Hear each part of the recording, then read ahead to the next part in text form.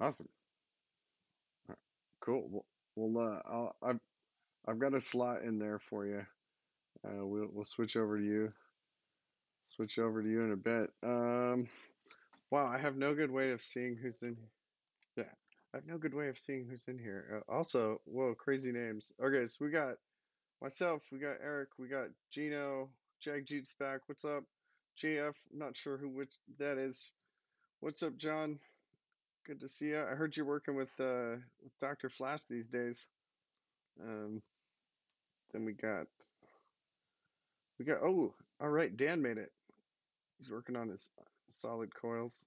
Got Jenks back in action. Cool. All right. This only took forever to start. We're not starting soon. We're getting started right now. It's March 3rd, 2022. Apparently, we're no longer in pandemic. We're now in World War. So there's that. Not sure how to feel about that. Sounds like it's kind of crappy on both sides. But I guess people aren't constantly talking about pandemic, and now they have become World War scholars. It's been amazing to see the transition. I mean, just switching educational tracks like that, just midstream, is amazing. Uh, but here in SacPy, we're founded by this guy, Josh Miller, back in 2017 on February 23rd. He kicked off SacPy. We used to do this in person. I guess we can do it again now that it's World War and you only get to do one world thing at a time. So no longer pandemic. Now everyone's scared or something about something else. But yeah, I mean, he saw the invite this time. He explicitly declined it. So hopefully he'll accept one in the future. Code of conduct. This is the code of conduct. Generally, be nice. Don't say crazy stuff.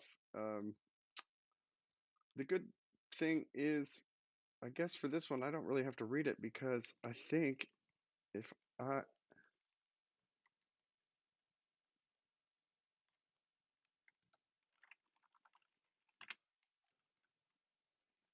oh my, do you see my stream?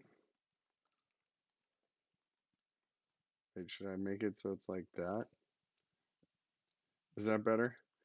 I don't know how we're doing on the audio. I think the YouTube audio is likely to be better than the Discord audio. It's very possible that this is going to be a funny one-sided conversation until I get the audio right. Uh, wait, could somebody say something real quick?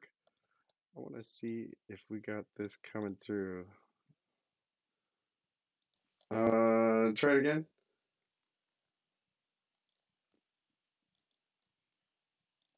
Wait, say it again. Wait, so system audio is coming. Yeah, all right. Yeah, it looks like it. This weird. Okay, try another one. Say something.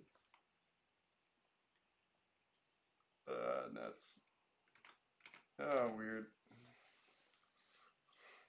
Yeah, Zoom is slightly better than Discord. This is true. The good news is you guys aren't recording to the stream, so.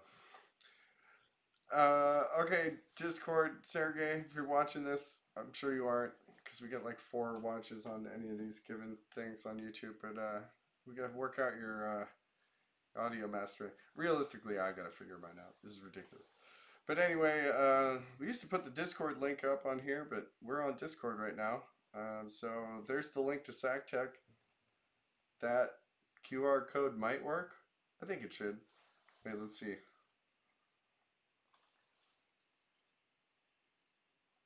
SacTech Heroku app. Yep, that looks about right. It should make you accept the code of conduct and whatnot. Be a good person. I'm not going to try to do that. My stream is shit anyway. Bunch of socials. You know, SacPy on Twitter. Pretty good. If you follow us, I'll follow you back. Subreddit, I'm basically scared of it. Facebook group, I just post stuff from the Facebook page, and the page I put the events up. This is the community. Zoom is way easier for doing this. See if we can do it today. I'm going to put this on grid real quick. If everyone could, put yourself on your cam. Now we'll take a group shot. Wait, how do I make it so? Yeah, there's like a grid mode. Oh, there we go. Hey, cool, good enough. All right, appreciate all the early adoption this time around. I guess I need to switch screens now. Change windows. Tall guy Jinx, I would love to do a tutorial sometime on how you maximize your stream scenario. I know one of those things is have good internet, but at least at the present station, I'm kind of screwed. Next one should be okay. I'll probably be back on the East Coast for that.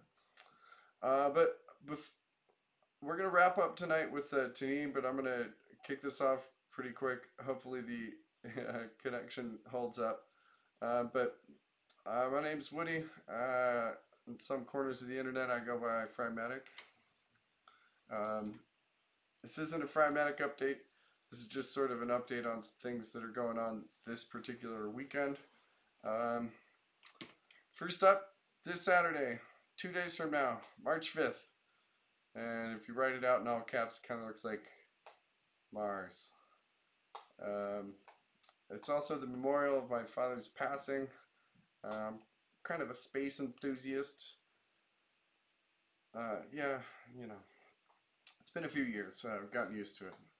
But it will be the 4th anniversary of his passing. So, in memoriam, I'll be doing a little hacking on the Discord server. I'm gonna hack a little bit on just the stream to figure out how to get this right, because I'm worried that you guys are not going to come up on the recording at all. It's not even a stream right now. I guess I'm streaming to Discord, but recording it on OBS, and then I'll upload it to YouTube. I don't know, kind of a mess. Zoom just goes straight to YouTube, so I don't know. But yeah, we're not going to Mars anytime soon, but it'll probably happen in our lifetime. I don't know if I want to be the first one to go there. I want to go when Elon goes on the round trip. Figure he's going to have to because of the shareholders. Like, he'll have to go and he'll have to come back. First prisoner? I want to be the... Oh, wow. Dang. I want to be the first naked person outside on Mars. Or something like that. So this weekend I'm going to be working on a bot, sort of like solo hackathon. Anyone who wants to join in. This is the quick whiteboard. I think this is kind of a system architecture, not quite a data flow of essentially what we want to do. The idea is presently I'm at Salesforce. I'm making Slack bots for the mergers and acquisitions integration team. And so we're trying to get bots on as many things as possible. It's been kind of fun. Very deliberate in the way we move. A little slower than I'm used to, but it's been kind of fun. But the idea is I joined Salesforce back in December. So I'm coming up on my 5th month anniversary or whatever. But so the idea here is PSAP. PSAP is a public safety answering point. Public safety answering point is where the people answer the call when you dial a number like 911. When you dial 911, you could be anywhere, and I don't know exactly how they do it, but I believe it's something like they detect what cell tower you come through, and then it routes you to the local. There might be a little bit of routing done talking to the operator, but I think it usually pretty closely gets you to the PSAP, the public safety answering point, closest to you, and then the people who would be able to respond to your call for help. There's a number of ways to enter into that network. 911 is the one everyone knows. A lot of like police departments and just counties will offer direct phone numbers that you can dial, because sometimes 911 is not as detailed in its handling depending on where you are. And but there's another one they're working on rolling out in a number of cities. It's called 988, and that's for like mental health response. And all the same call comes in from a person needing help. It gets routed around, and then it gets picked up on the other end by someone who's stationed at one of these PSAPs. And last year I was at a number of hackathons. One of them was called Smart Cities, and I effectively made a PSAP out of Discord. Obviously, it was of the utmost quality, if you can tell by this meetup event. But the idea is to do it again, but on Slack to start. The broader idea is to set up the framework for it. The federal government's kind of outlined what a PSAP means to the law enforcement space at large within the United States. I think they're also trying to spread it to UN and whatnot. So it's a framework available to anyone. But the idea is to just sort of identify categories of technology. So bots can obviously be done on a number of platforms, starting with Slack because they pay my they pay they sign my paychecks. But you can do it on Discord, like I said I did in the hackathon. You could do it on Microsoft Teams. Dan showed us you could do some pretty cool stuff with Telegram bots. There's a whole number of ways you could plug in a bot. The bot would manage your experience. So your experience starts at the top left. The QR code is kind of like your 911 or 988. Oh, we got some background noise. Do we mind muting that? So enter through a QR code. It drops you on a landing page. The landing page kicks off a session. All right. All right, I'm gonna mute some people here real quick. There we go. All right, so, man, I want to have like a little Bluetooth button that's just sort of real quick muting. Could be nice. But anyway, you enter through a QR code, drops you on a landing page, and it kicks off the session. The session engages with the bot, maybe hits it with a webhook. The bot then starts a new session of your conference app of choice. The one I'm aiming at, since they're I'd like to do Google Hangouts. I think you could do Zoom. You could do I don't know, Twilio maybe, since they're kind of they're just telephony. The idea is you want to kick off something that someone's able to dial into, and then create a new instance, aka a meeting there at the top right, and that would then provide a dial-in number, and that dial-in number would be dumped into the session on the landing page. I think that should happen relatively quickly, but the bot will kind of quarterback that entire flow there.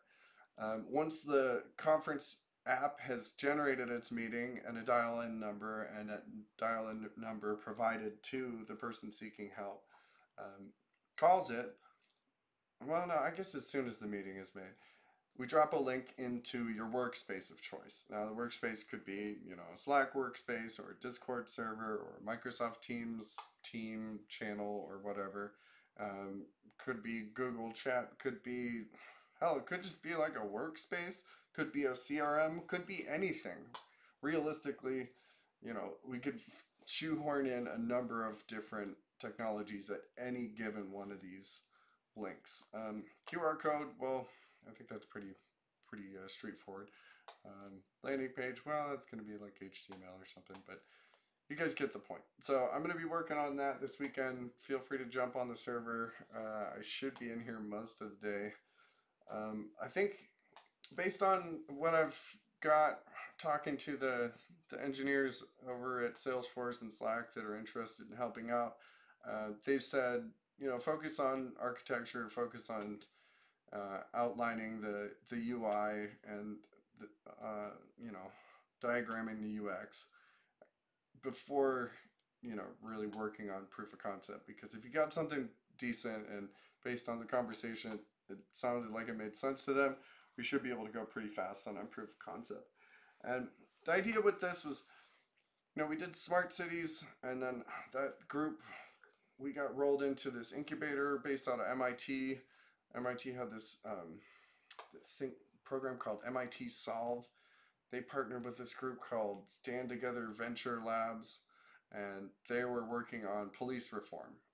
The program was called Unbundle Policing, and that was where I learned of PSAPs. Um, but I'm realizing that this is actually a really interesting and usable framework for, the crisis that's going on in, Eastern Europe, as well as, anywhere. And I've done a little research on how to fund this thing. Grants.gov has at least one grant.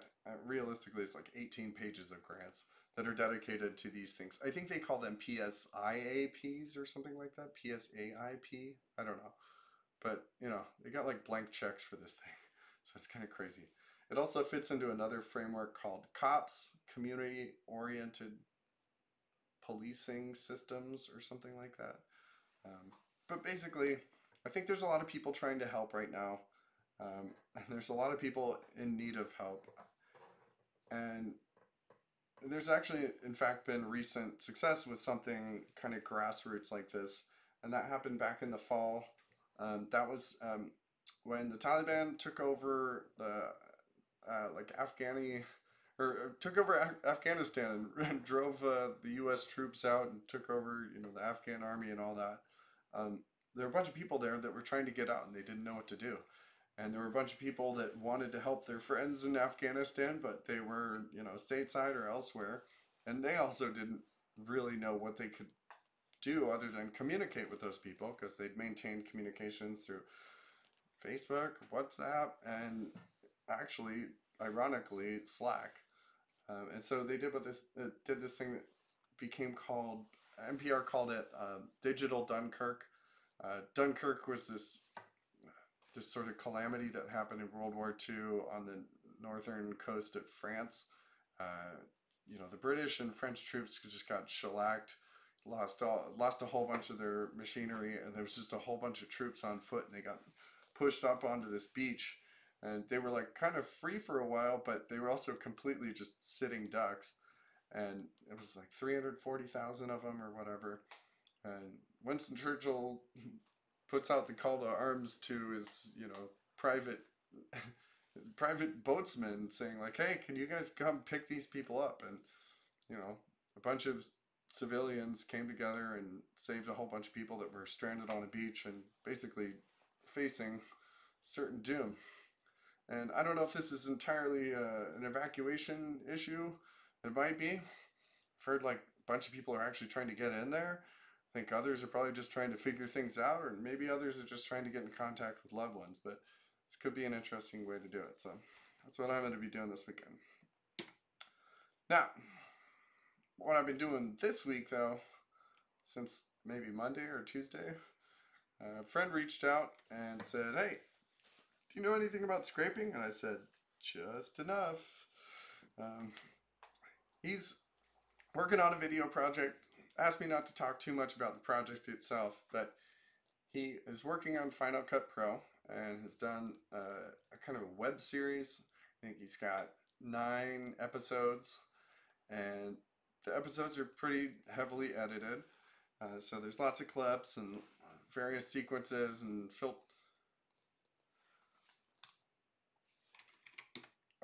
do you see export XML from Final Cut Pro? There we go. Whoa, man, what is going on with my video connection? Sorry, let me just... Awesome.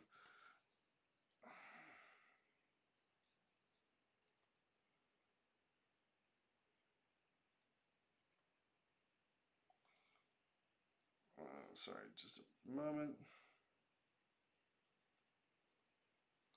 I need to get off this rural internet and into civilization somewhere. Yeah, there is fiber in the area, but apparently the fiber is, here, I'm going to take my video off, that might help. How about that? Can you see that? Export XML from Final Cut Pro. Cool. So realistically, what's written here doesn't really matter. This is just a copy paste from the like help manual. But so basically, you can export the editing that's done on Final Cut Pro into XML. I think it's probably something you could play around with on I don't know, something like FFmpeg. But realistically, I think Final Cut Pro is essentially just a really polished implementation of FFmpeg. And what this represents for the XML is, yeah, yeah, that's kind of my thinking. But basically, the they have the ability to export XML. You can't. I don't think you can. No, it's pretty much just like here's your edited thing, and here's what you did to it in XML format. And the idea then is that you can, without having to transport the like save the Final Cut Pro file, you can send the raw data and then import this XML into another Final Cut Pro, and it's just lower bandwidth or something. But all I know is he says, "Hey, what can I do with this? I'm trying to figure out what clips are most zoomed in. So I'm trying to dig around in this, and I don't know what to do." So I started digging around in it. Let me pull up the data itself. Is it in here? Okay, I wanted to do that. There we go. All right. So here's just a very zoomed in look at what part of the Final Cut Pro XML looks like. You guys can see that though, the filter, effect, name, blah blah blah. Okay, cool. Um, so these parameters, they're at the. You don't see anything. Oh my god, this is awesome. What about that?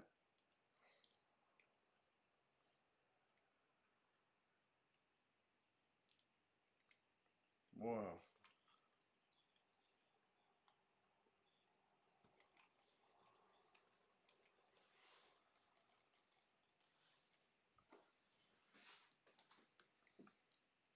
Yeah, sorry for the. Whoa. All right. Wait, you're on the computer. Deal. Wait, I don't need to do that. He needs to do that. Okay, but anyway, XML. Man, I should post the slides so that anyone who's having issues with the user interface can follow along. Or we should just get back to Zoom. That might be the move. In any case, this thing spits these out, and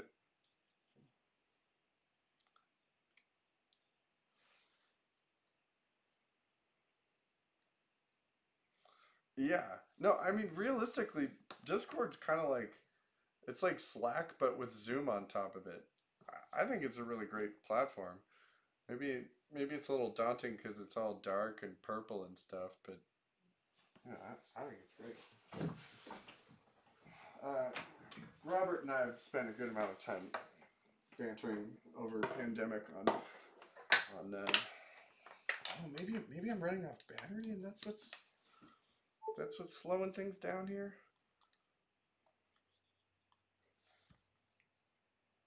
Oh man, now I've lost things. Python node. What about it?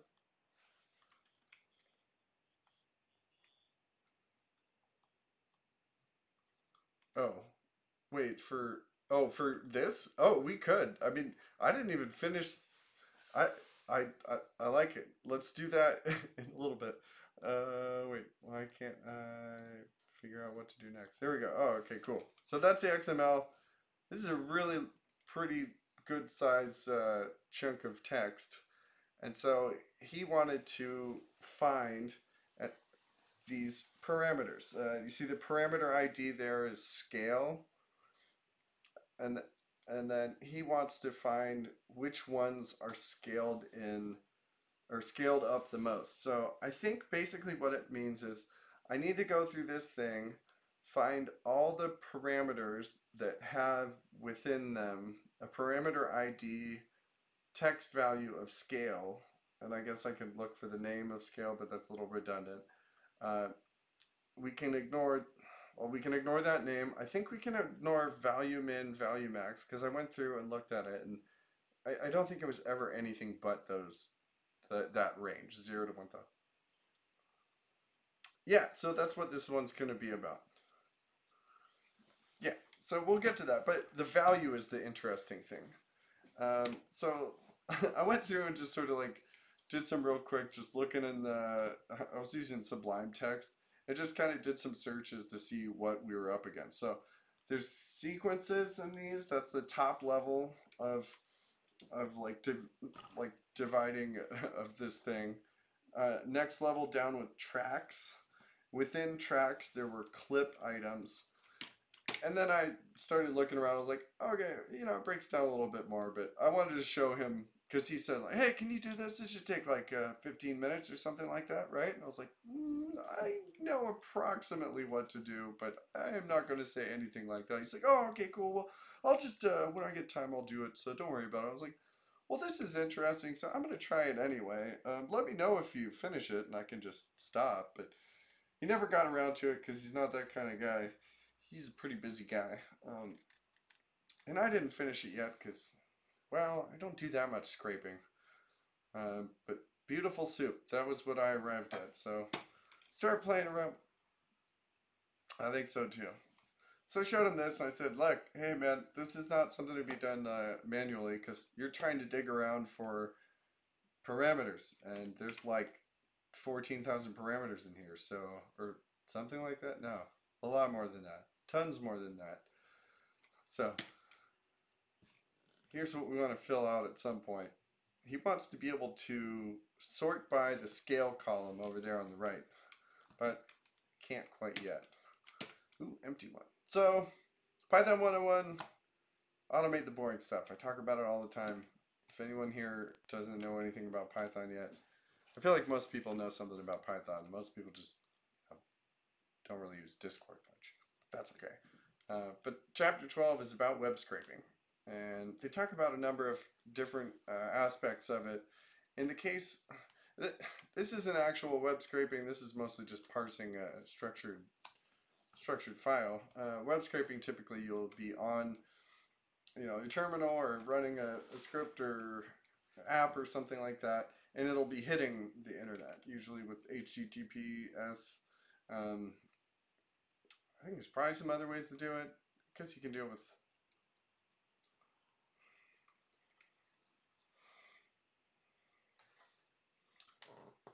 Yeah. Yeah. Well, so that's one way you can do it. Have someone like kind of, yeah, behaving as though they were a user, and you script it in such a way that it's similar to that.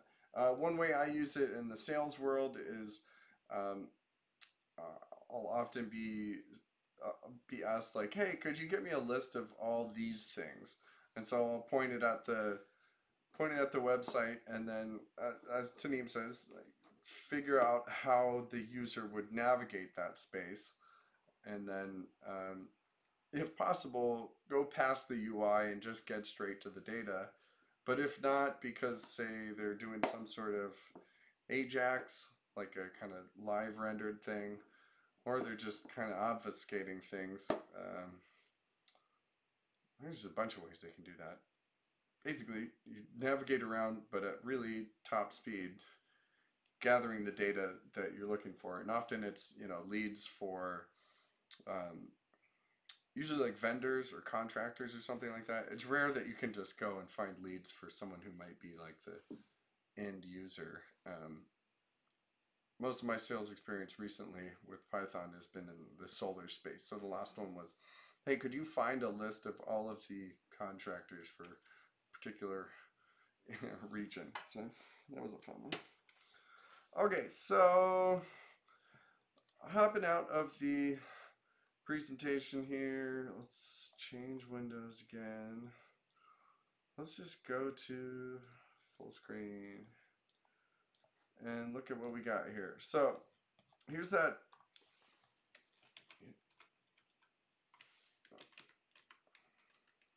Okay, how do I make this bigger?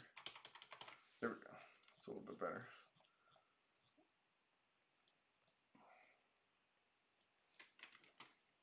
Well, yeah, giant XML. So I don't know if you guys can see down here in the bottom.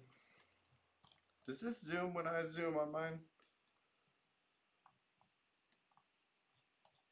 Okay. Yeah. So what I was just trying to kind of manually size this thing for. First I looked through it and I was like, okay, well, so this seems to be important sequence. Okay, close that up, and where's the next one? Like, oh no, that's the whole thing. But realistically, it's a little. There are many of them, so I just started with that. Did a quick look through, and we see there's 7 of them. That was where I got my like 7 number for them. So all right, cool. Let's look into sequences and see what's in there. And what it turns out is, wait, why can't I zoom? Go sideways on this. What? So if you like shift, did I? Oh, maybe I. Well, anyway, Emacs are the move. Well, realistically, I'm trying to just make this readable for you guys, but why is this not? Like, realistically, it should just go off the screen, but it's.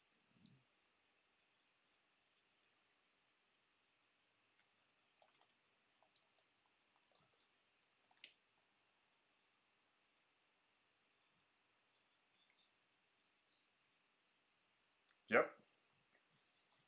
Cause NDA.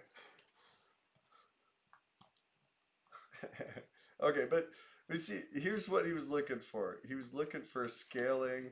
He was looking for anchor points. He was looking for other things. I think scale was the most important one, though. So look for scale. See how many of those there are. There's a bunch of them. Okay. So I've gone through a bunch of. Let's see. Where do I want to go next with this one? Maybe I should just look at what we. Let's look at what we got on the checklist. Also, I'm going to open up Terminal because we're going to do some stuff in there. It sounds like Taneem thinks I should do Emacs. It'd be fun.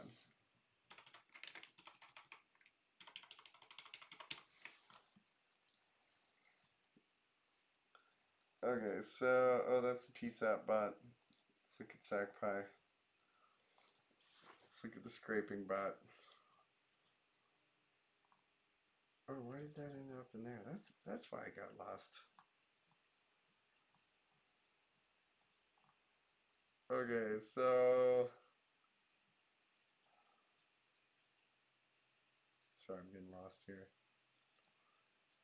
All right, so we want to go through that data. We're in the definitely real folder. We've got our DMBF. There we go. This one.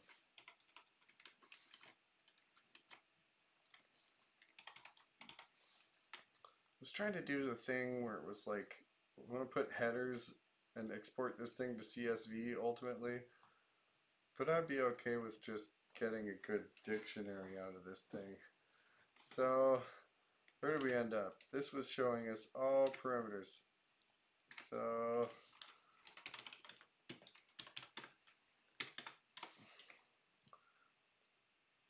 So it goes through here. If anyone's not familiar, we got libraries. Oh man, is this nuking? What's going on?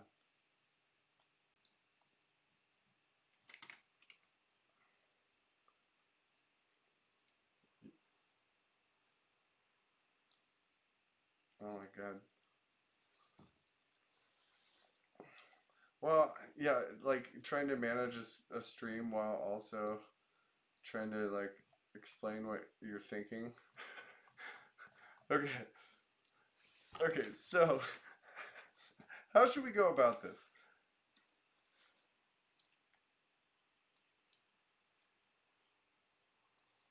Yes. So we're loading in the XML, and parsing the BeautifulSoup input.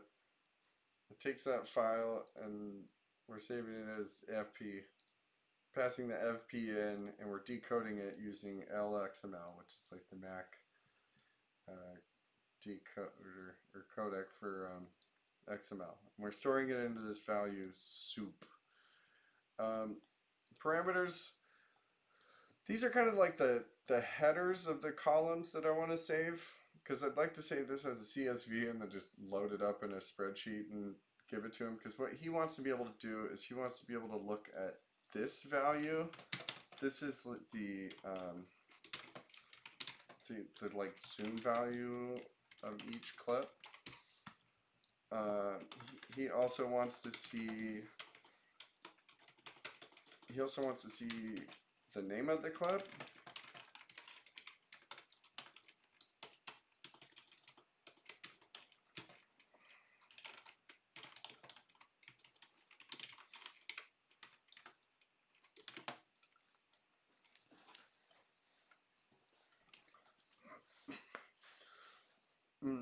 Yeah, there could be.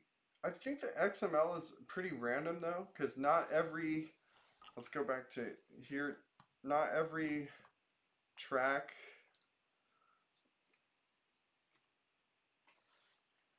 Yeah, so not every sequence has tracks with clip items that have filters that have parameters. Sometimes there's no filters.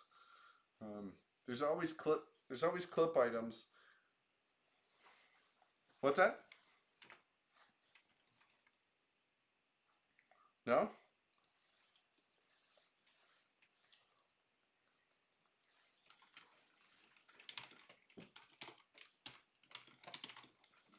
Yeah. Well, this isn't a database scenario, is it? I don't know. Does anyone want to? I could like hand this.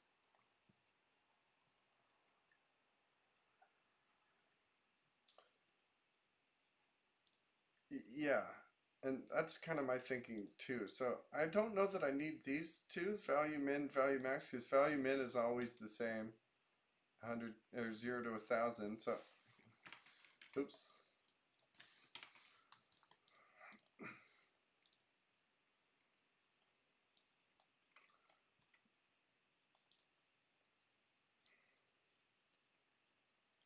Right. And then the name is the type of parameter. So it's like type of effect.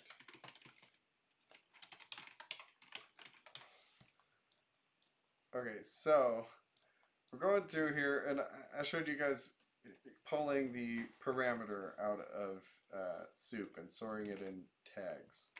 So that goes through, pulls all the parameters out, and then dumps them in tags.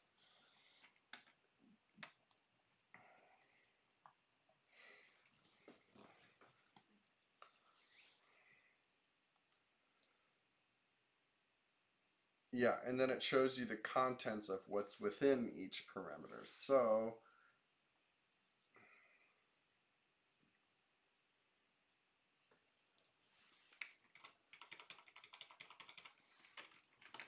okay, so then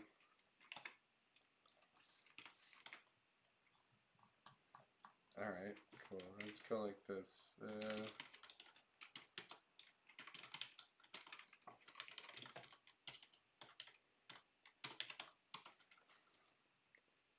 Okay, and then so you're saying it's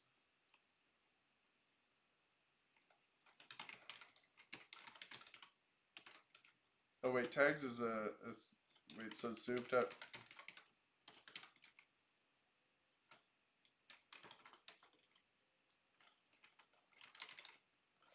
Name soup is not defined. Oh, you're right.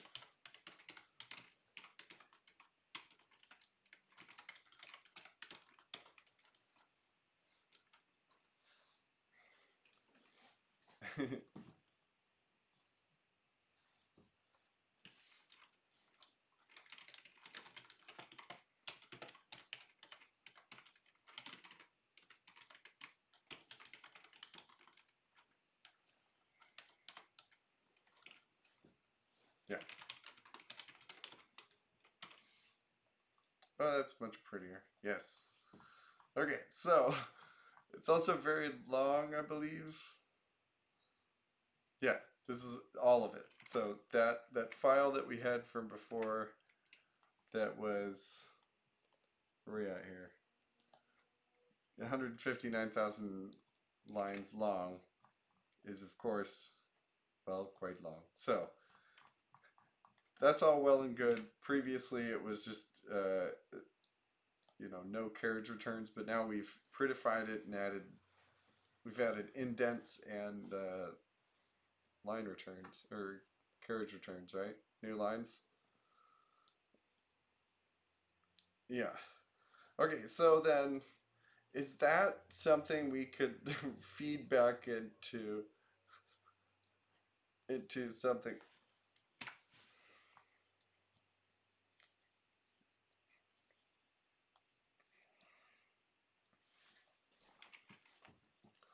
Sure.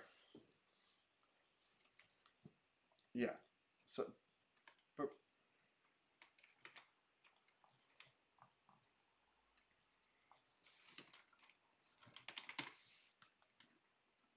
ooh, pickle. But here's what I want to do. The goal here is to get this section out. Anytime it's a scale. Actually, no, I think it's easier perhaps because he did ask for info on other effects. So anytime there's a parameter, we want to be getting the the name of the parameter ID. We want it to spit out value min, value max, and value. But then we want to associate it with a parent value. And the parent value is, so filters are in line with files. Okay, so the file is a part of the clip item. So clip item is given a clip, namely this thing here. Yeah, so we want to be getting that as well as the duration and then the in and the out. Wait.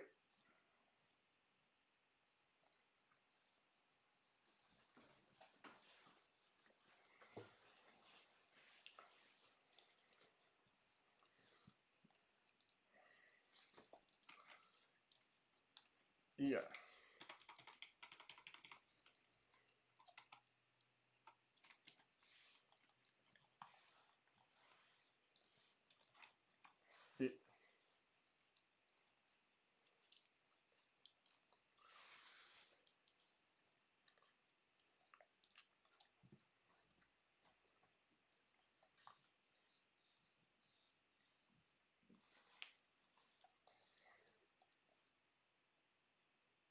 Yeah.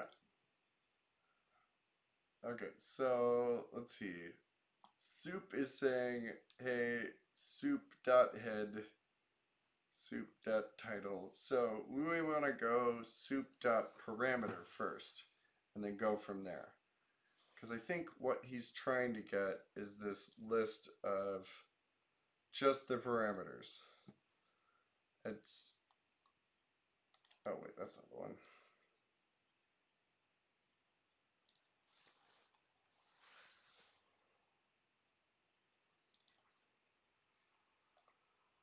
Yeah. Yeah, so filling up season 1. I don't know that we need filter. I think we need file name. I don't think we need start and end of filter. So you can get rid of track. I think that is pointless. Sequence kind of doesn't matter either. And so we want, oh, I thought we could get rid of clipped item. So the file name, the type of parameter, scale value is a type of parameter, so not necessary. These are going to either be scale, rotate, anchor, blah blah blah. Okay, so then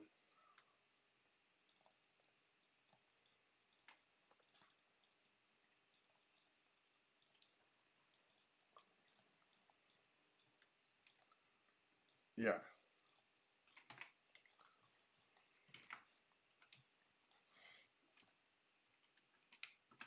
Yep. Start and value. Okay, so the file name.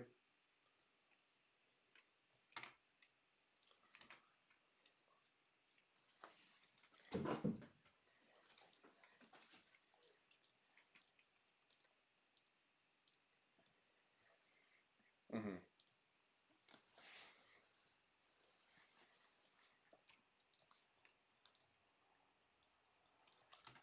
Okay, so simpler than that, we can just get the parameters. And when we get to any given parameter, we want to go to its parent file and get, or parent and get the name of the file as well. And then we want to go into its child and get the value as well as the start and the end. Because we've got, because he wants to know, where am I scaling?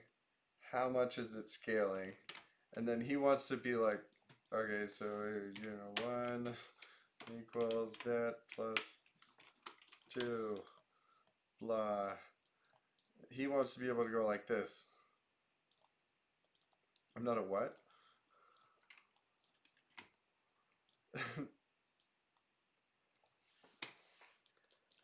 Oh, yeah. Now, I'm a development engineer. I don't even know what it means, but it's a lot of like prototyping and architecture and stuff. I'm just doing proofs of concept. I don't really like. They don't have me doing like site reliability or anything with optimization or robustness or anything like that. I guess they did a little bit smart events framework, but sorry, this is probably like really tiny, huh? There we go. Okay, so what I want to do then, so that's pretty. Can I then go with open pretty? No, pretty.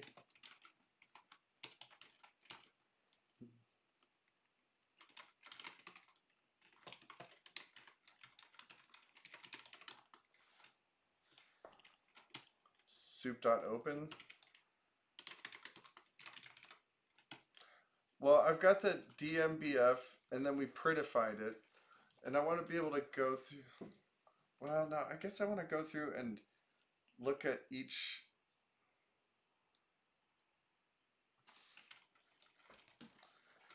Yes.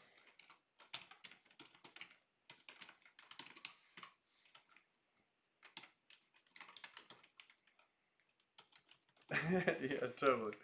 Well, I was working away at this thinking like, if I had like another hour, but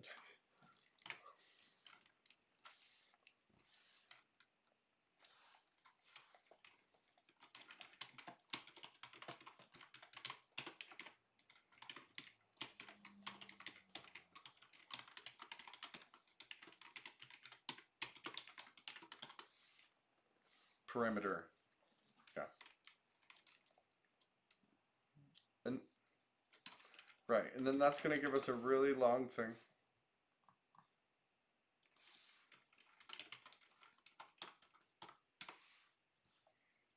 Oh, okay, so for parameter and tags. Okay, so then that's going to give us that little blob there. We then want to, right, okay.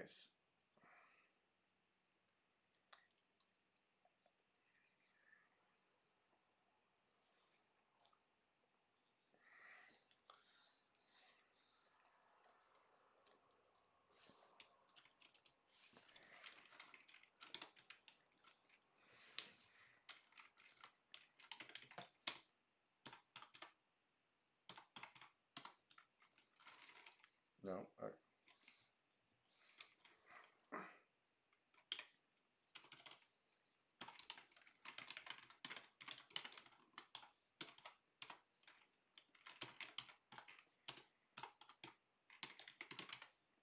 like that.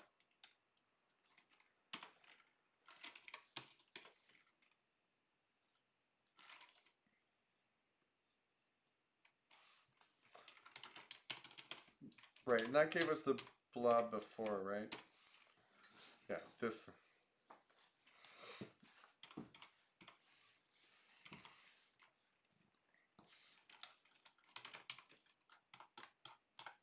Oh yeah, ATTRs was like a thing.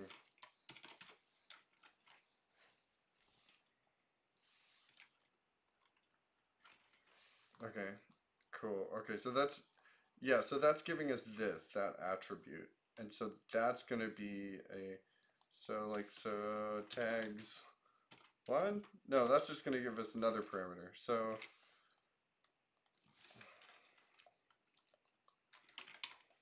all right, so basically, it seems like it's a string though, isn't it?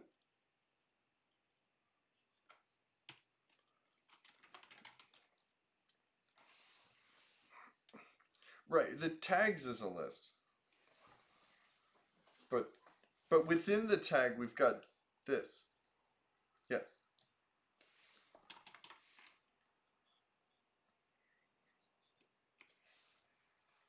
Right.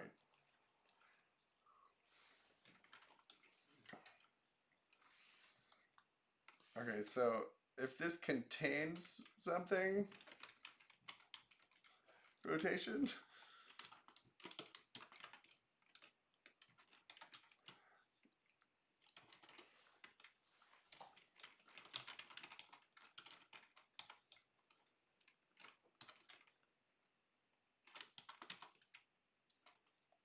Oh, okay, cool. Yeah, yes. Wait, so why wasn't that giving me parameter ID, scale parameter ID when I gave it tag 0, 0?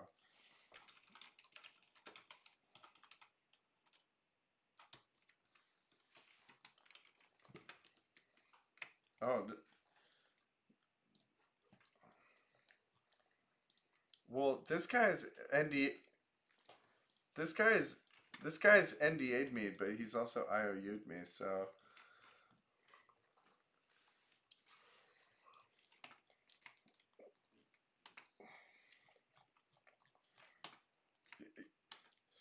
this is true. Okay, so that's giving us find all. So find all is giving us. Wait, so. Ooh, I got an idea. For tag in tags,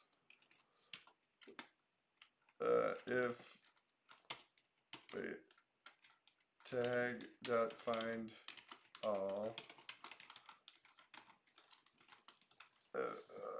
is equal to something. Subtag.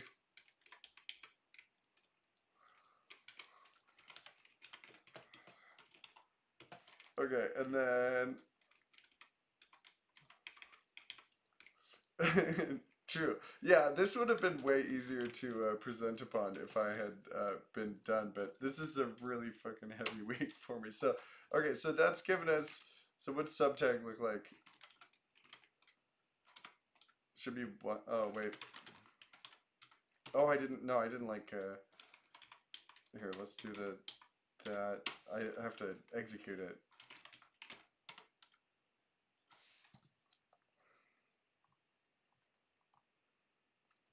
Okay, so then. So subtag dot soup dot pretty. Whoa. Off.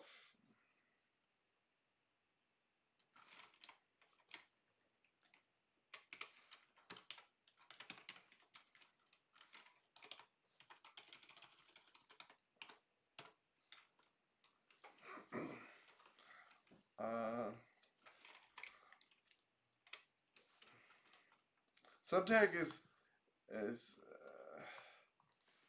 let's see.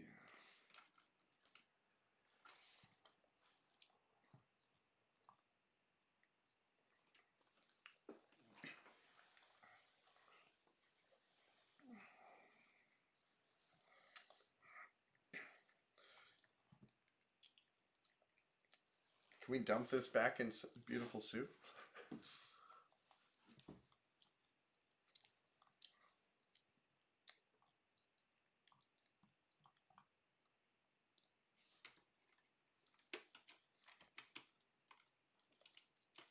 Okay, so that's what I was about to, oh my, what have I done? Oh, look at that. 0. Okay, so then if we can drop something from there. Wait, what was it? Level. Okay, it was level.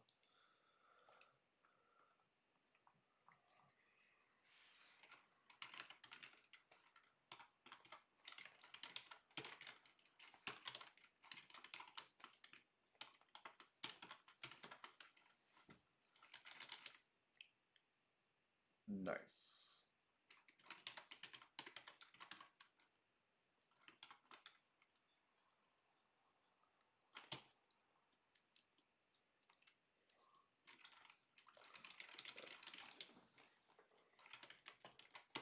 Oh, the one that I was just trying to search?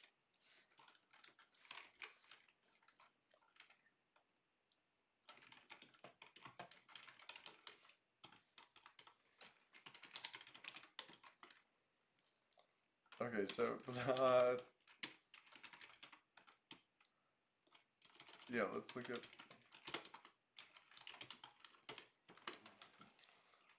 All right, so parameter ID level. So we want to get that level thing. Okay, so oh, so that's interesting.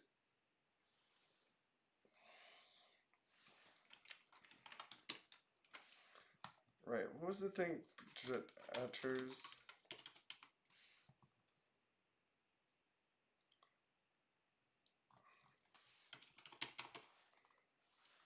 Right. Okay, so I want to go blah, and then I want to.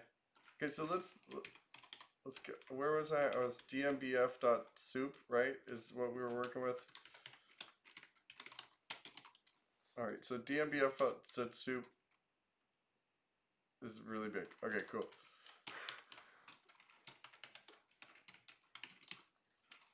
Okay, and then we were find all. No, what did we do? But we like cycled through it, right?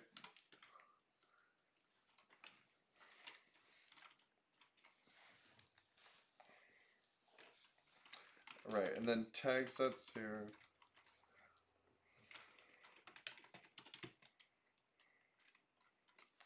Yeah.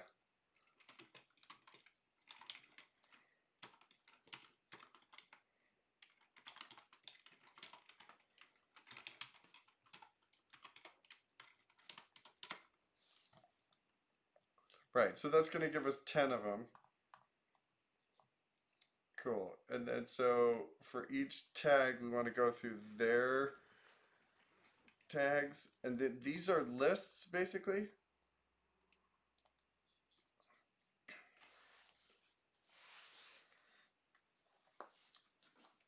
Right.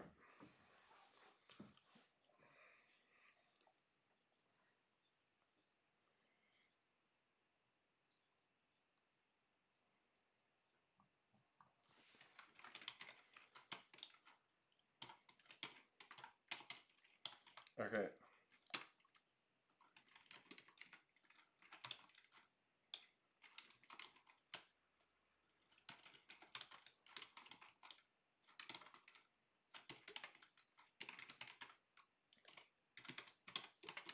Yeah. Okay, so then we want to go PID is equal to tags.0.find all parameter.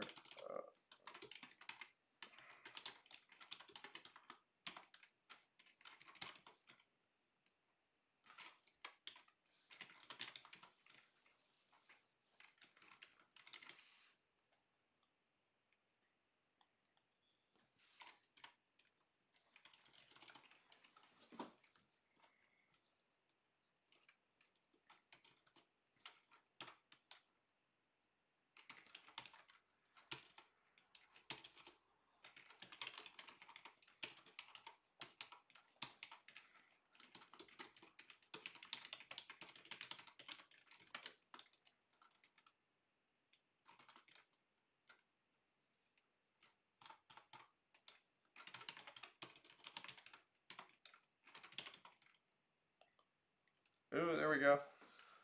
Okay, cool.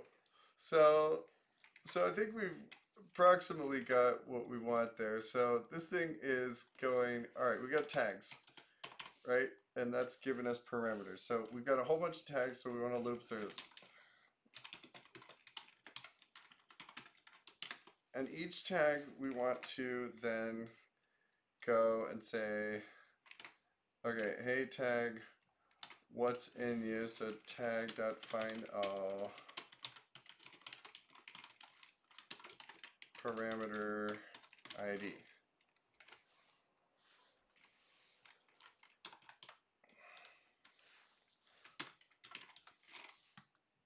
Okay, so if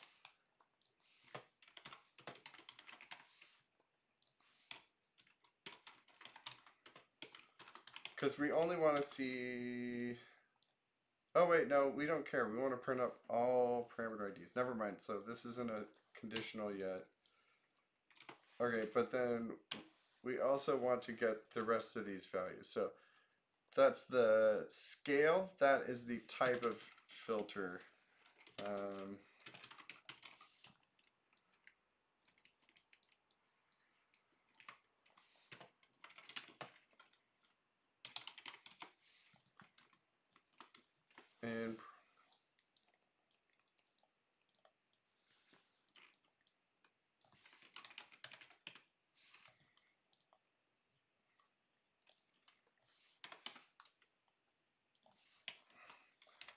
so I think the idea here was this was exporting to just a commented, like a commented separated value. So the first list was the headers.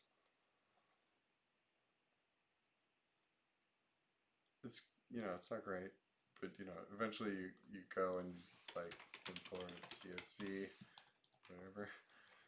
Okay, so we've got those printing out. So print tag.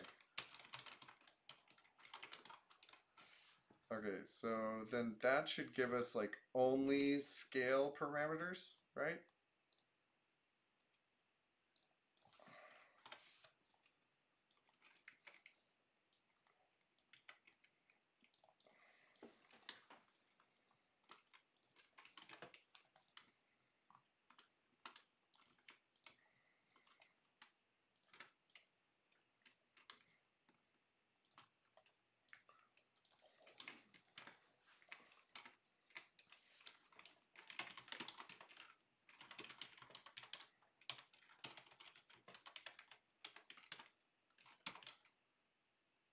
All right, so we should get a whole bunch of parameters that are only of the type scale, right? Scale, scale. Yeah, and so you can see here, all right, so this one was really zoomed in. So zoom factor of 404. This one, 50. This one, 200. So we'll say like, hey, Michael, check it out, we're doing it. Yeah, we'll send him that later. I don't really want to get on Facebook. Okay, cool. So then from there, we want to go and say, let's not print these out because that was kind of annoying. So let's try. Oh, wait, no. Yeah, no, that's right. Okay, from DMBF import. Oh, that way we don't have to do. Oh, God, what have I done?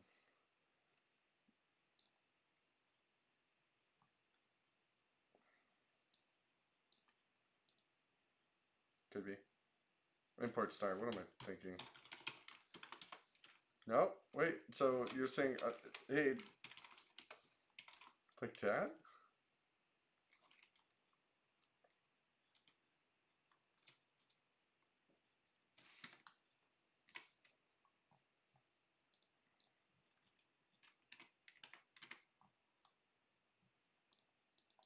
$39 doesn't exist. What?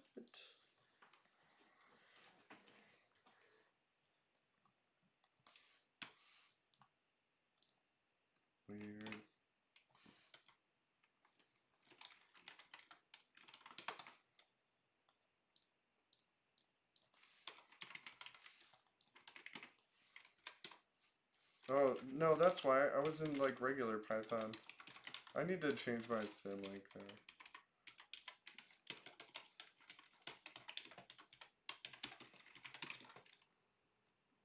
Isn't it all? No. Okay, it was the conditional. That's what I think it was. Okay, so now we've got the tags, and those are all the parameters. So then we want to go. Um,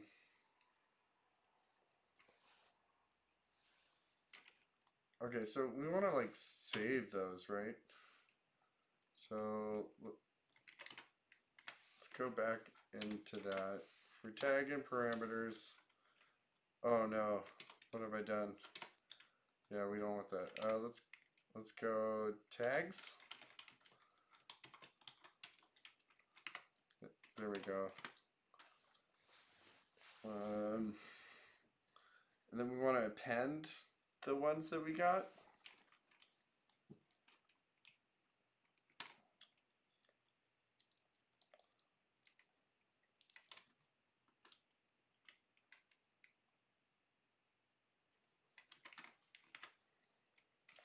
Yeah. Okay. So if it's scale, then from right. But then what we want to do is we want to go print. No. We want to be storing the scales in there. So let's see. Tags dot append tag dot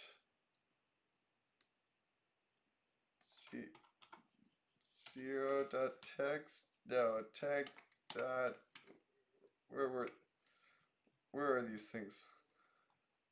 Oh god.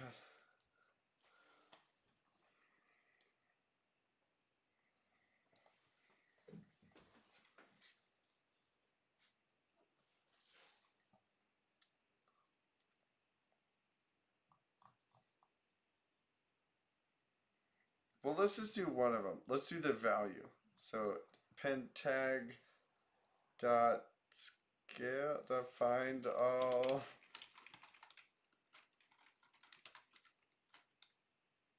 Oh wait, no, this thing is.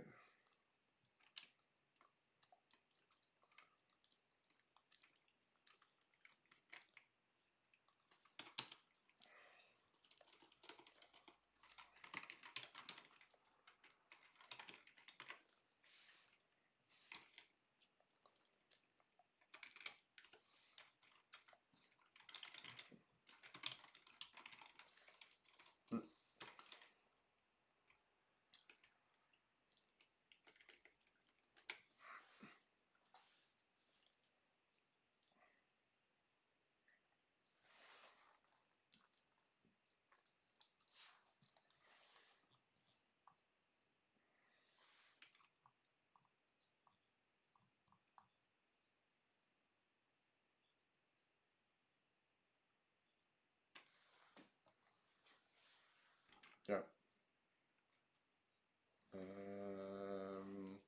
Let's see.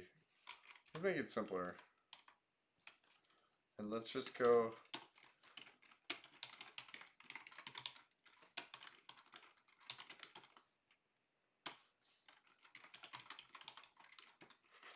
Oh wait, I think it was here. There. Oh no. Oh man, I can't undo. There we go. Okay, so then that should give me a list. Oh no, I need to indent that because we're in the thingy. There we go. Okay, so oh god. Yeah. There we go. So then like tags dot zero should give us one per. No, it should wait. Let's just try to think about that. It's gonna say find a parameter ID that has scale in it, and it's gonna give us everything in between it. So we should see these 4 lines: name, scale, value min 0, value max 1000, value 200, or something like that. Whatever the first one is, right? Does that sound right? Oh,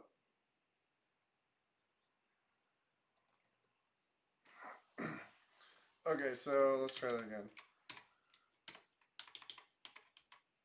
If tag, okay, so then we want to go,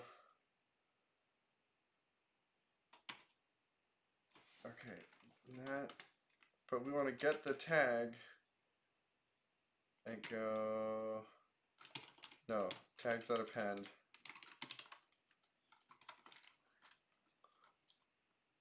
Yeah, but let's see, each tag is a parameter, so realistically it's whatever's within that.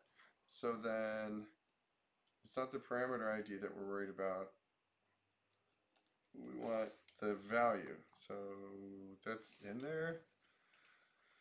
Tag dot find all value. Think? No? Yeah.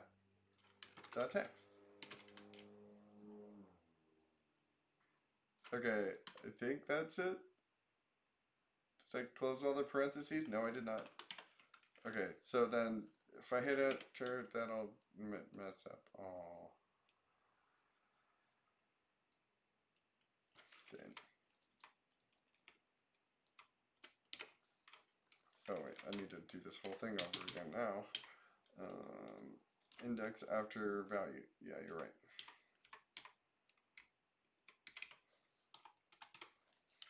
Okay. Okay. Oh, and I did it again. Okay, so then tags first index should show us just a value. Scale. Wait. Tag in parameters. How do we get these again? Okay. So it's doing all that.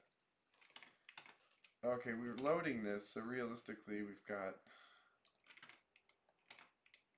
it's already doing that?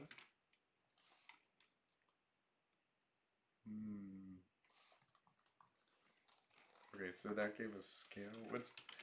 This is just gonna be a whole bunch of like, it's just gonna say scale on all of them. Yep. Whoa. What have I done here? Well, that's getting closer. What happened? Alright, anybody idea? Text equals scale. Then what we're doing is going, adding to this list called tags. Oh, okay, we should probably go like this. Tags equals empty.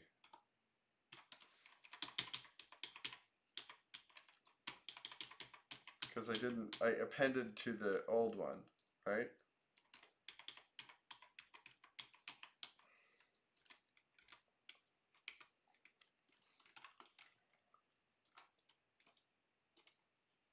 Now do I want, yeah, I do want that. Okay, cool.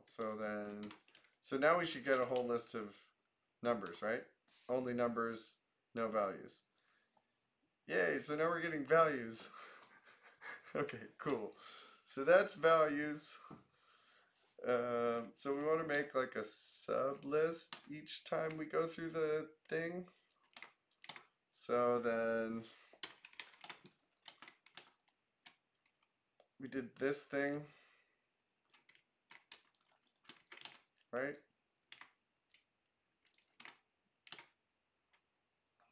Oh, that doesn't look like the right, there we go.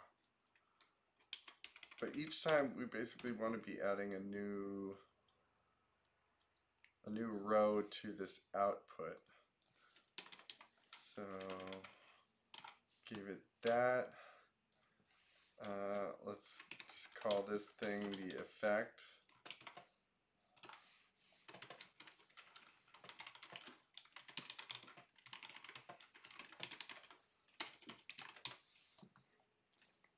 Okay, so tags effect, and so effect dot append is going to give us that for there, add value, and then we want something similar.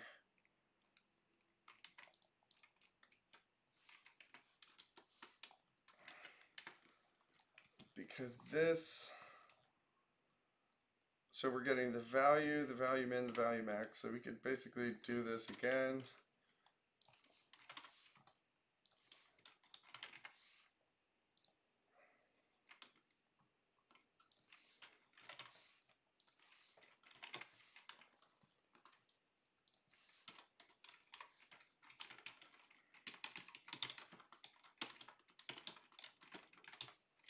So this is going to give us a nested list of those three values. So let's try that again.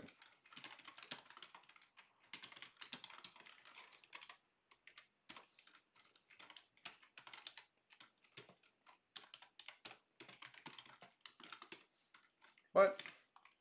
Oh.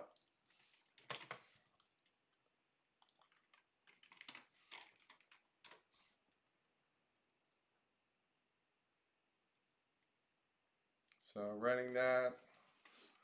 Okay, and then so we've now gone through each tag and said, is the value in the parameter ID a scale? Because that's what we want here.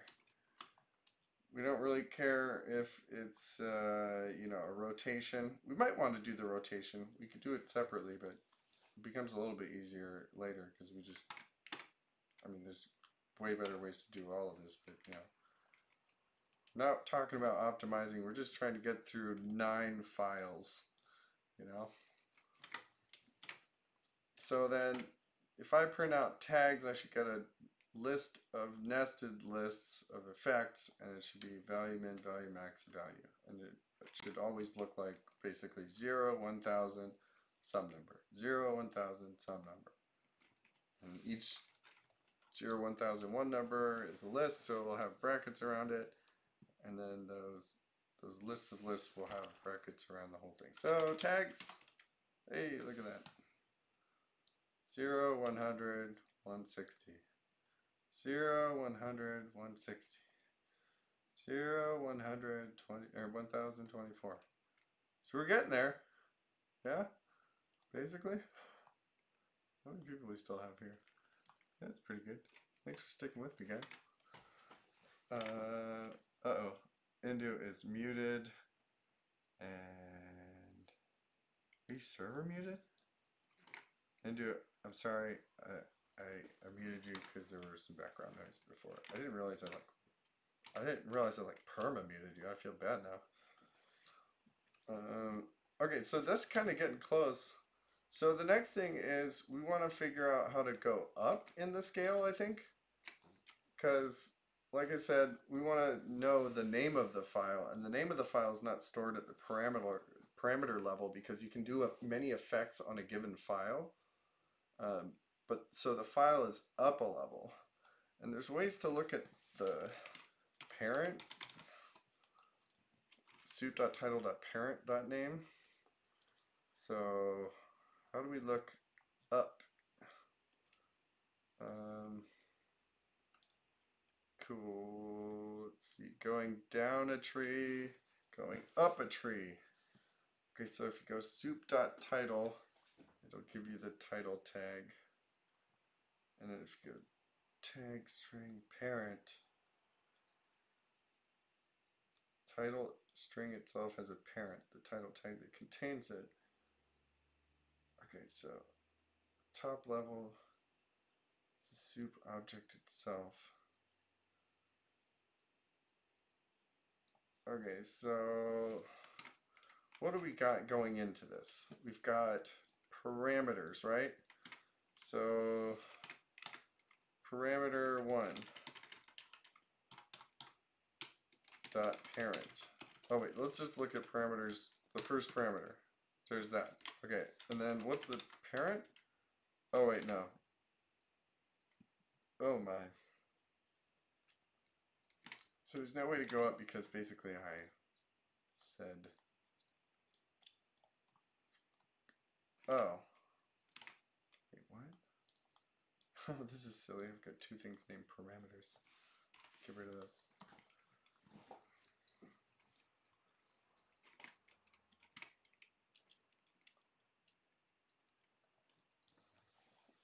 So if I go soup.findAll.parameters.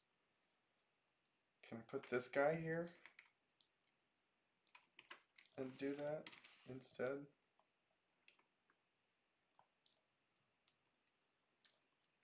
Will I get the same result if I do that?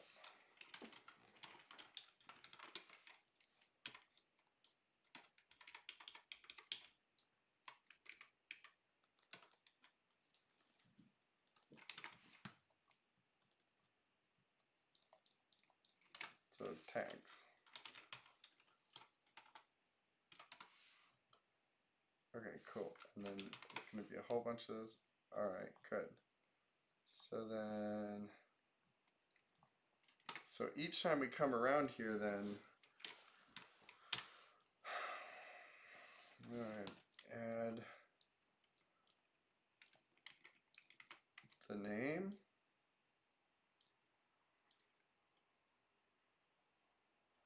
Alright, so parameter ID is equal to scale. So tag dot parent. How do we look up? Soup dot parent including a name.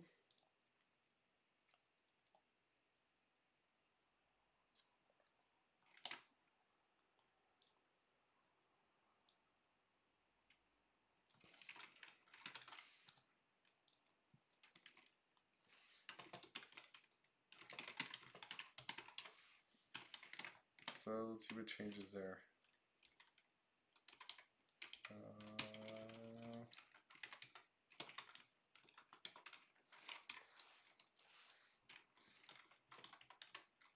Oh wait, no, you gotta do it that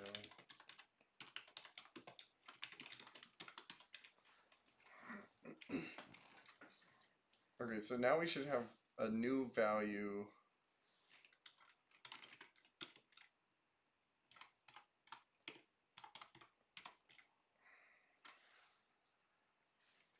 Okay, so that gave us basic motion.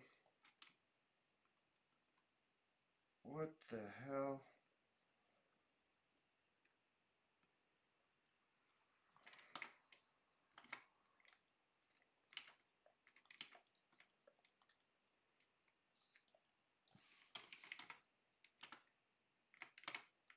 Yeah, you're probably right.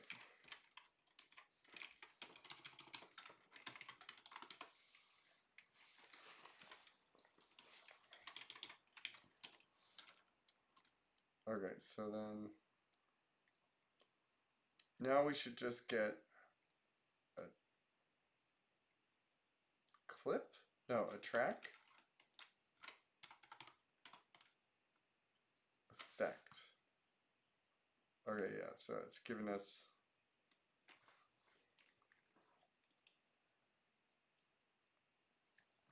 now if I did that a little differently,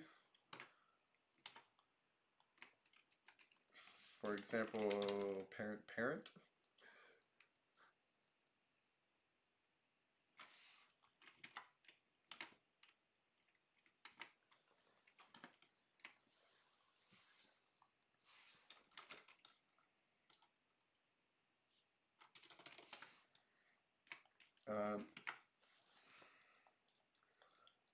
I think, yeah, because, well, here, let's look at what one of these looks like. Scale. So, scale was showing me parameter ID, so then when I did the parent, how much did this give us? Okay, so this gave us all the way up to effect. And so effect is the level that is above parent. Okay, so then it gave us everything within effect. So then we want to go up to filter, then we want to go up to clip item, I think. So 2 parents, third parent, and then I want the name of the name thing in the third parent. It's so messy.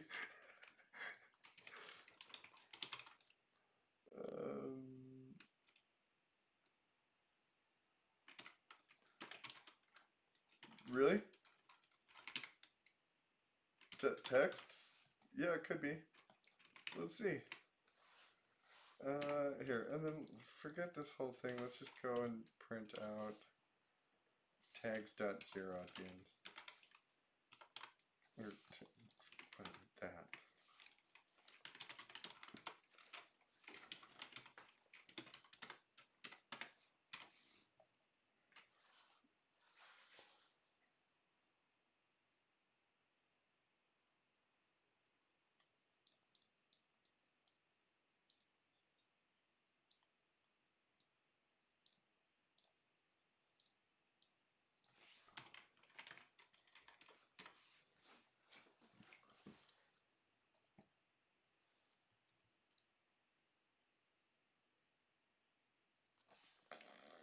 Oh. Okay,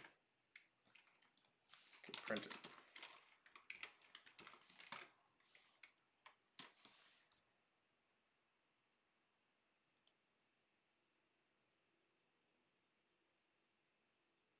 Ooh, clip item. Okay, cool. So that was dot name. So that's the name of the thing. And then within that thing, I feel like we want to go like this. Oh wait, that's gonna give me a million of them now. Yeah, whatever. Let's see how it works out. That'll be kind of fun. Okay, so, but then this is gonna be. Oh, maybe actually we could benefit from that, and then what's within the tags, then we get the text. So let's try that.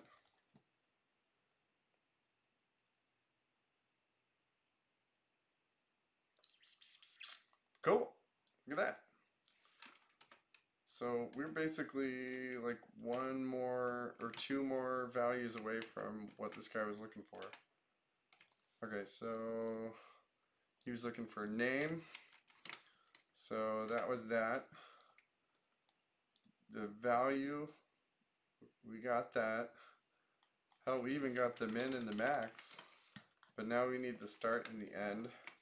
And so the start and the end is, man, I think maybe your guys' audio isn't coming through. So it's just gonna sound weirdly like I'm just talking to myself and just like a genius figuring this stuff out randomly. Thanks, John. You're making me look good.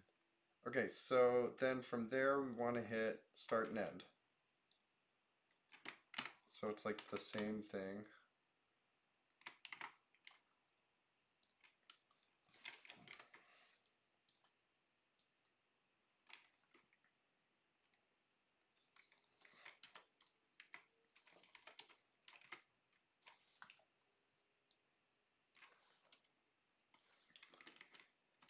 Wait, let's do that. I don't want to know that because I think you're right. Let's just make sure.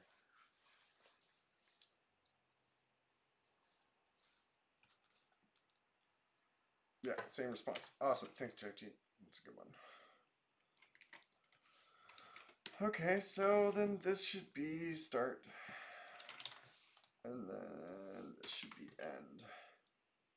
Right? And yeah, cool.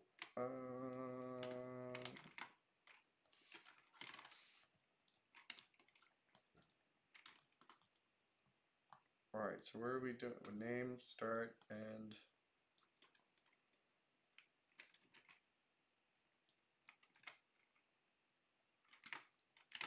And then what were we getting? Value min, value max.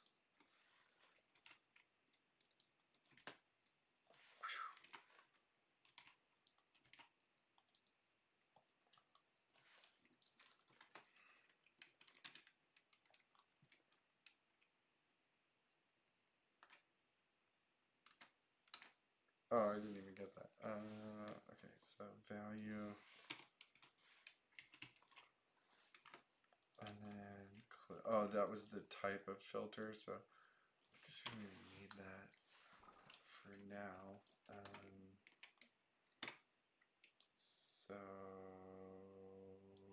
these.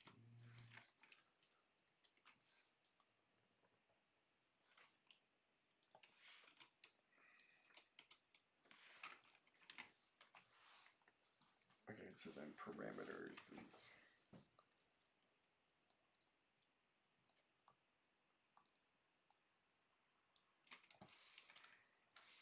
well, let's look at what one of these looks like first before we dump this in. Alright, let's get rid of that. Okay, try this one more time, and this should give us 2 more values on top of the name. So name, start, and so apparently that one was going in reverse. Oh no. Yeah. Oh, it kept scaling after the end of the clip. That's weird. In any case, that's kind of what we're looking for. I think also maybe we could do, instead of the scale,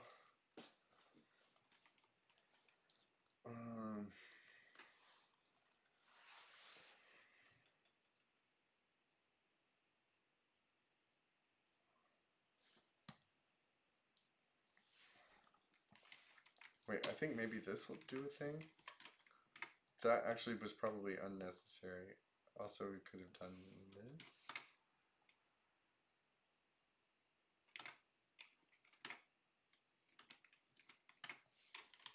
Maybe? Wait, sorry, what were you saying, John?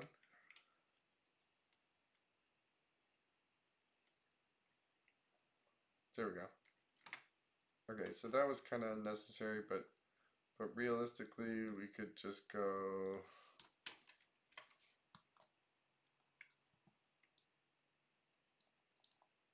Okay, so this is unnecessary.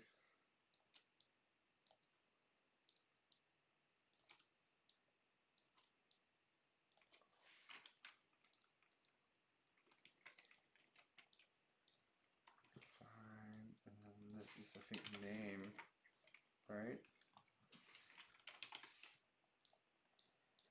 Oh no, it's just parameter ID.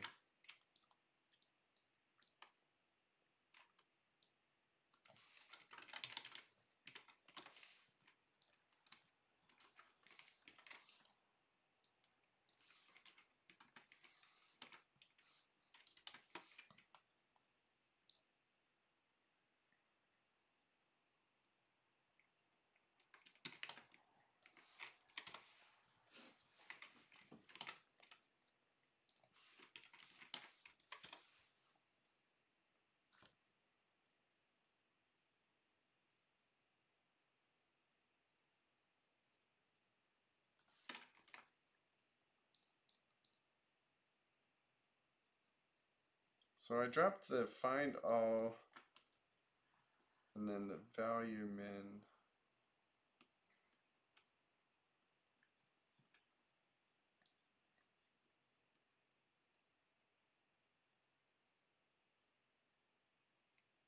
Yeah, that's a good point.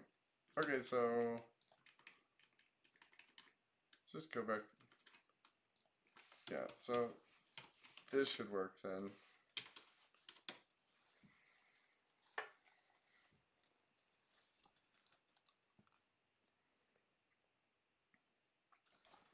Okay, so then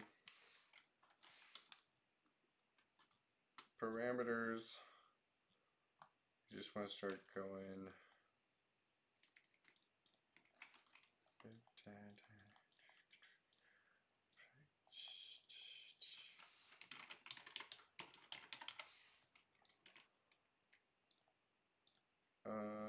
Okay, so that's going to give us basically what we need. Oh my.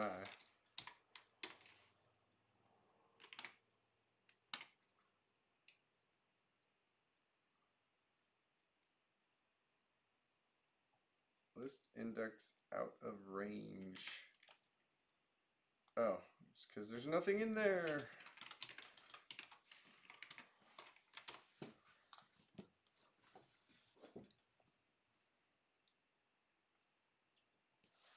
So one more time. Name, start, end, value, min, value, max, value. Right. So that's our headers for the CSV. So the first value should be that one we keep seeing, this thing.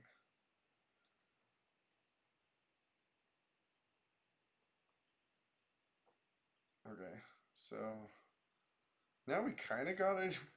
delimited, comment delimited list. And I think the idea here was like that was pending those things. You know, scale was the first one he was really talking about, so Csb output. So this is some other thing that I found. I was just gonna borrow that.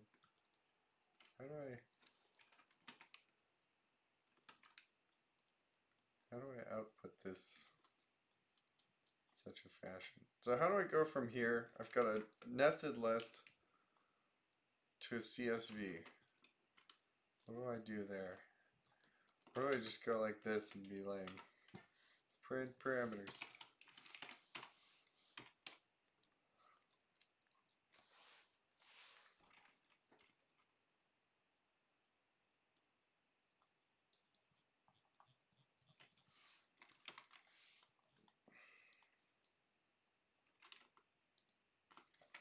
Ooh, I'm gonna do this the lame way.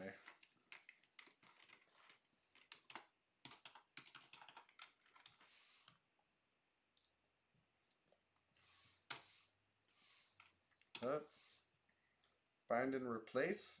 Where's my replace? Oh, I can just delete it. Wait.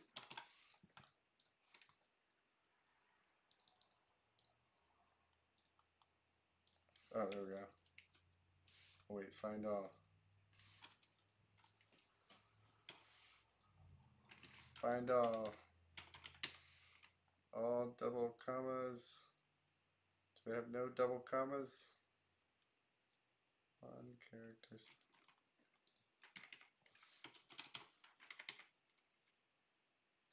No. Okay, cool.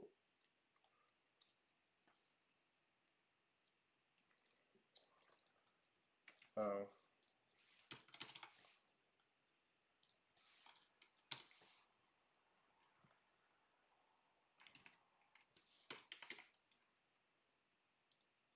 Shouldn't I have some double commas in there? No, I guess not. Oh well.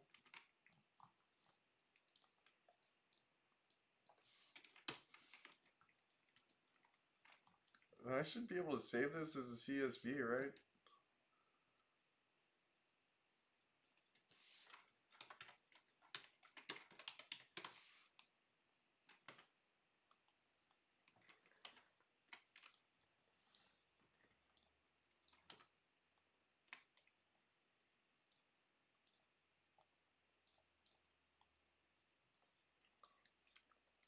Oh, totally.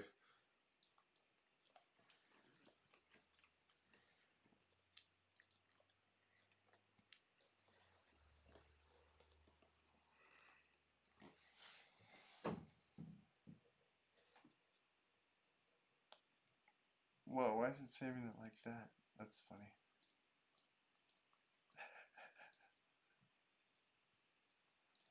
Well, in any case, we're getting close to it. Because now we've gotten down to... Oh, I see. Oh, that's silly. I just... Whoa.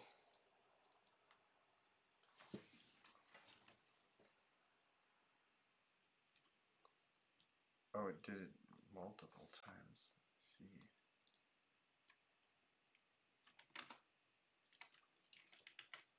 Yeah, I mean, realistically, I would probably just do a whole bunch of Googling at this point. And go from, hey, what do I do with a list, and dump it into a CSV. But we're at 9 o'clock now, so I'm going to finish this up on my own, but thanks for walking me through it. We'll call this a successful pair programming demo. But I'm going to get it to even bounce. Yeah, it's almost 9. Well, I'm actually going to stay on and finish this if anyone wants to sit around and help me with it.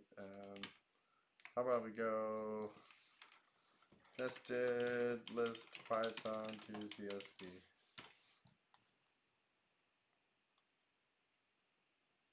Let's see, write a list to CSV.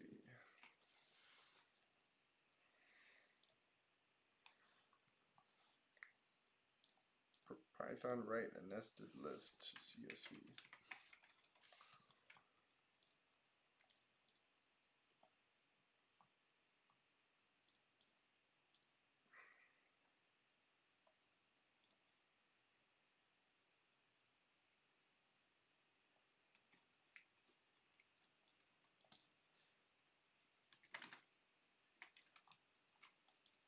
Okay, so then we got parameters with open dmb.csv.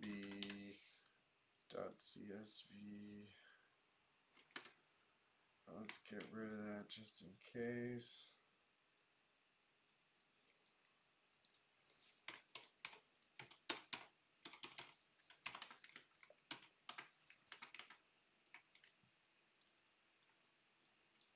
Right, csv writer.f.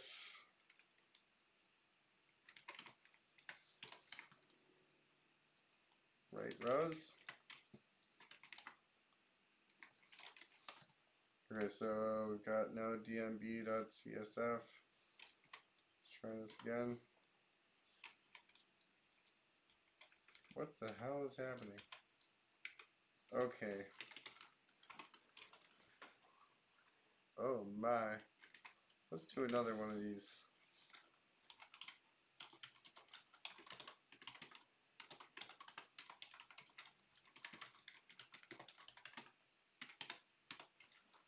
Okay, so that should output a CSV, right?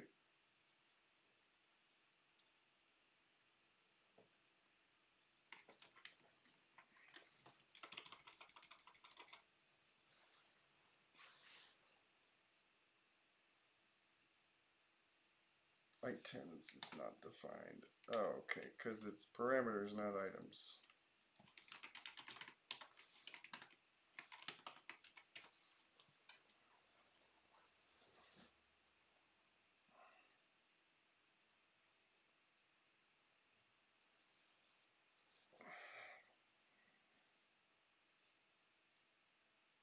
Okay, so then that should be in my folder here.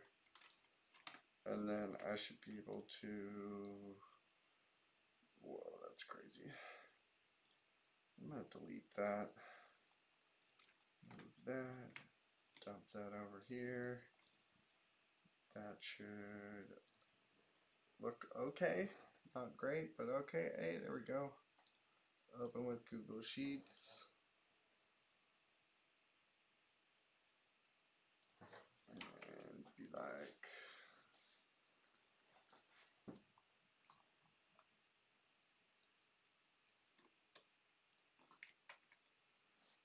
oh wait, no, I can just go copy to existing spreadsheet.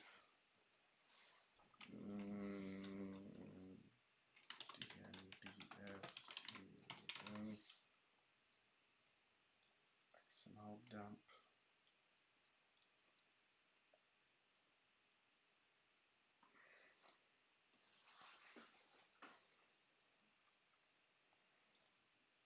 Cool. So that gave us this new thing. And then that's season 1.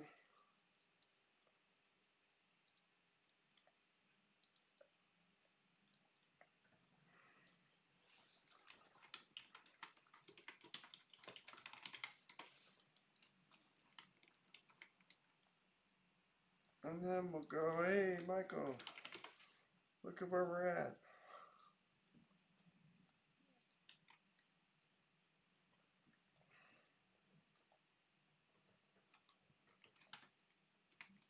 And I think we did it for tonight.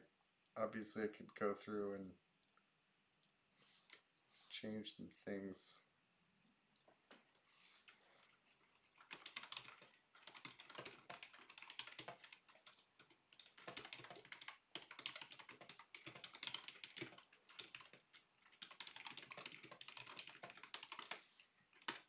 Cool. And there we go. This SacPy, we helped out a starving artist. And so in return, he's going to promote my Mars Day event for Saturday. Awesome. All right. Well, I don't have much. Yeah, I'm going to start logging off. But thanks for coming and sticking around, guys. Eric, Jagjit, Faith, Dan.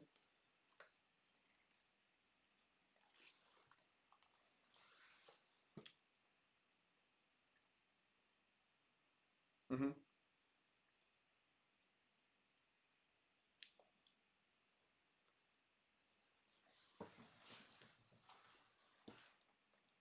Cool. What are you making?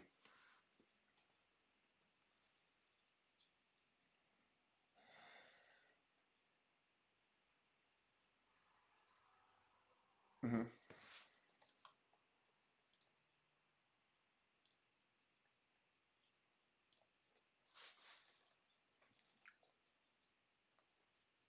Mm-hmm.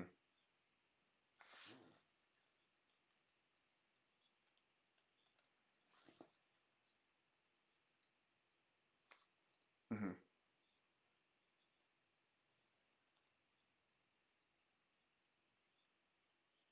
Nice.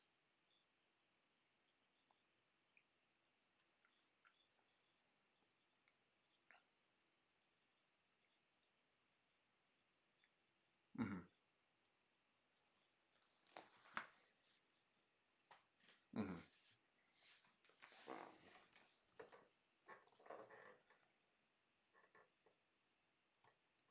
Oh yeah, no doubt. Nice. Well, when was the last time you updated your resume?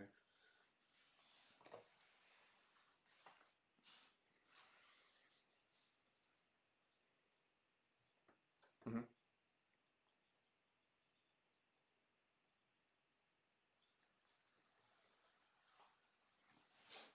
No, okay.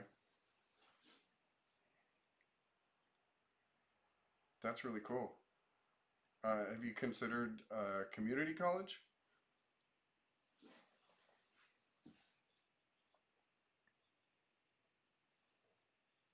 Oh, okay. Mm-hmm.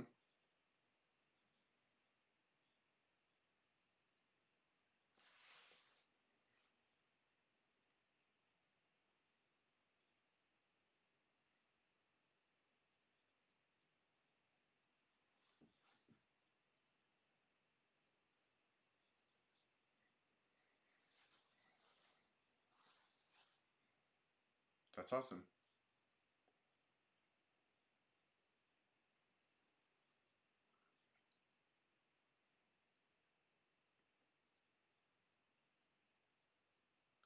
Yeah.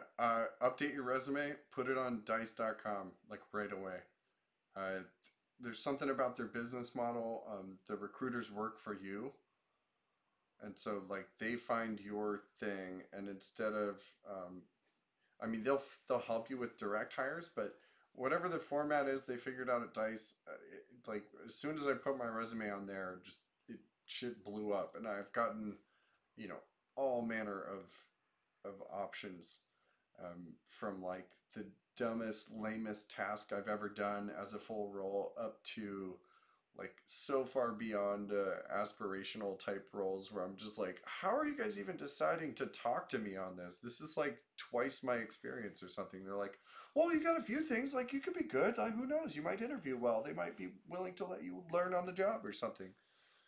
But I mean, if you've got a live website that's doing dynamic data like you just described, there's a ton of companies that could benefit from that.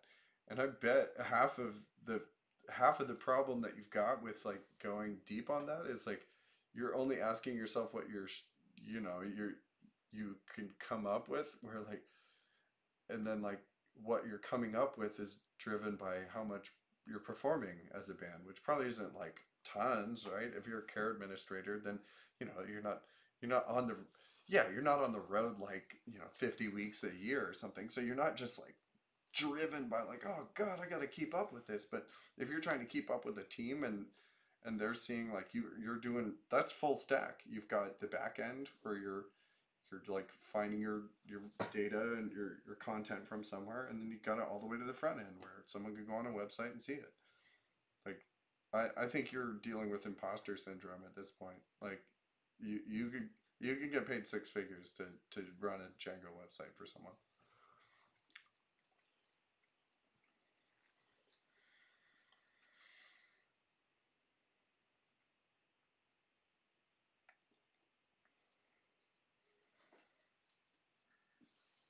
Portfolio is way more important than job placements, because you could have a super high flown title at a nothing company, and it wouldn't.